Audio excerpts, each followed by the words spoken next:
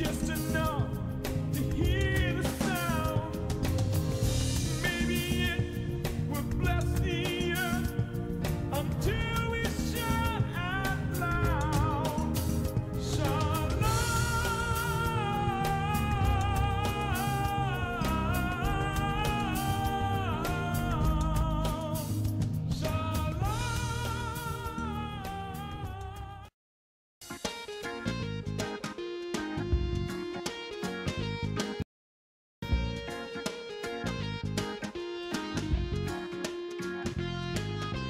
Yal HaNisim, Yal HaPokal, Yal HaGvurot, VHaTshuvot, Yal HaMilchamot, She'asita Lavoteinu, Bayamim Hahem Bazman Hazeh. Oh God, we thank you. Oh God, we praise you as you lead us to victory. For every miracle, for every blessing, it's your light that still keeps us strong. La da da da da da da da da. La da da da da da da da da. La da da da da da da da da. La da da da da da da. Because of your might, we fought a great fight, and through the darkness you led the way. Yeah, you made our nation strong. You gave us a land to call our own. From those days and even today. Oh God, we thank you. Oh God, we praise you as you lead us to victory. For every miracle, for every blessing, it's your light that still keeps us strong. La da da da da da da da da. La da da da da da da da da. La da da da da da da da da. La da da da da da da da da.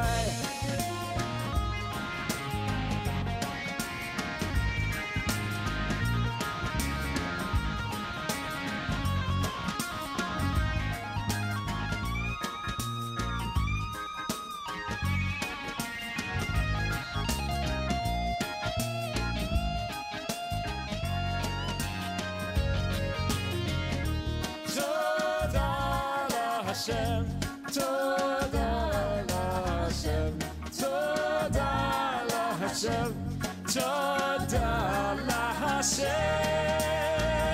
V'al ha'nisim, v'al ha'pokal, v'al ha'gvurot, v'al ha'tshuvot. For every miracle, for every blessing, it's your light that still keeps us strong. Oh God, we thank you. Oh God, we praise you as you lead us to victory. For every miracle, for every blessing, still keeps us strong. La da da da da da da da. La da da da da da da da. La da da da da da da da. La da da da da da da. Rabbi Shaul Praver, you're watching Rabbi Rock. The land of Israel is the ancestral homeland of the Jewish people. That's where our destiny first began. And the prayer, the Yerushalayim Yircha B'Rachamim Tashuv, and to Jerusalem in mercy return, we say that prayer 3 times a day, every day. We've been saying it for over 2,000 years.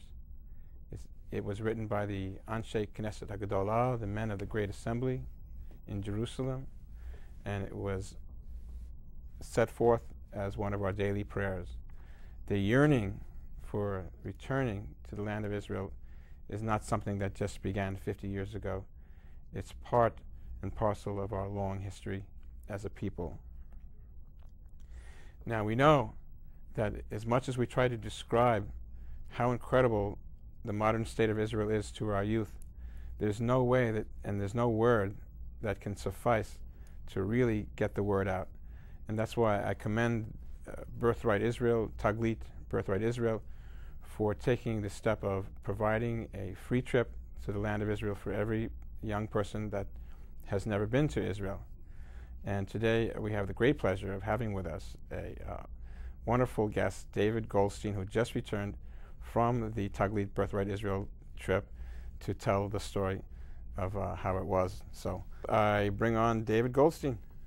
Thanks for having me. It's great to have you here. Tell us about your trip. Amazing. It's the first thing that you hear when you talk to anybody who's been on the trip. They say it's an amazing place, you should go. So, I thought it was going to be an amazing trip.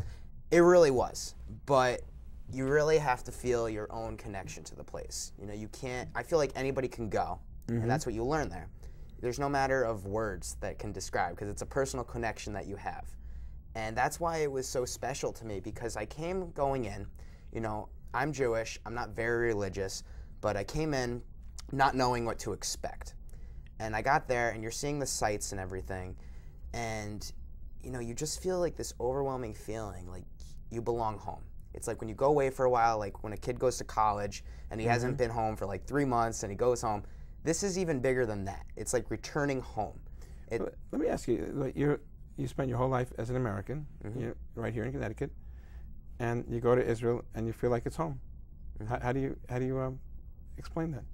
That's the thing, because I am Jewish, so I knew automatically that I have so much history here. Right.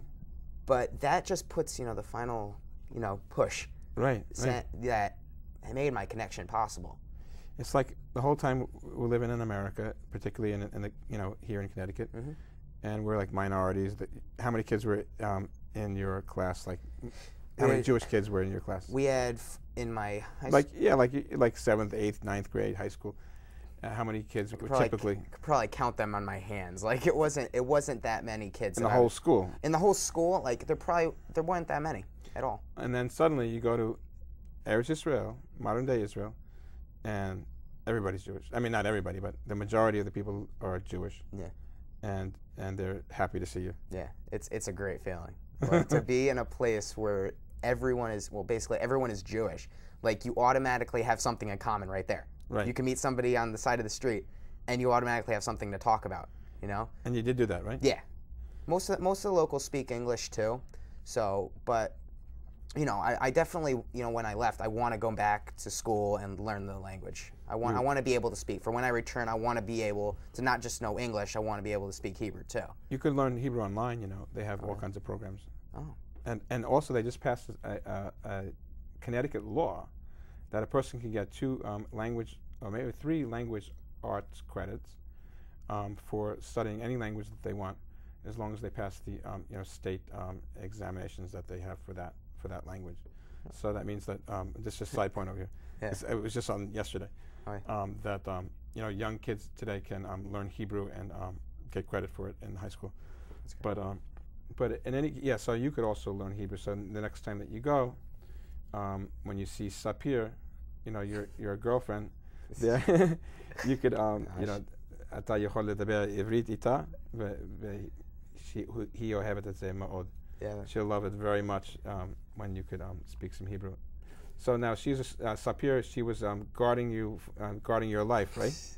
Well, no, we had one armed guard that was with us named David, and and he was the nicest guy, and he's the armed guard that was with us. But we also had, I think there were about 5 soldiers that were with us, and there was 2 guys and like 3 girls. So 5, and one of them that I was talking to was Sapir, and she told me that girls are required to be in the Army for 2 years and guys are for 3.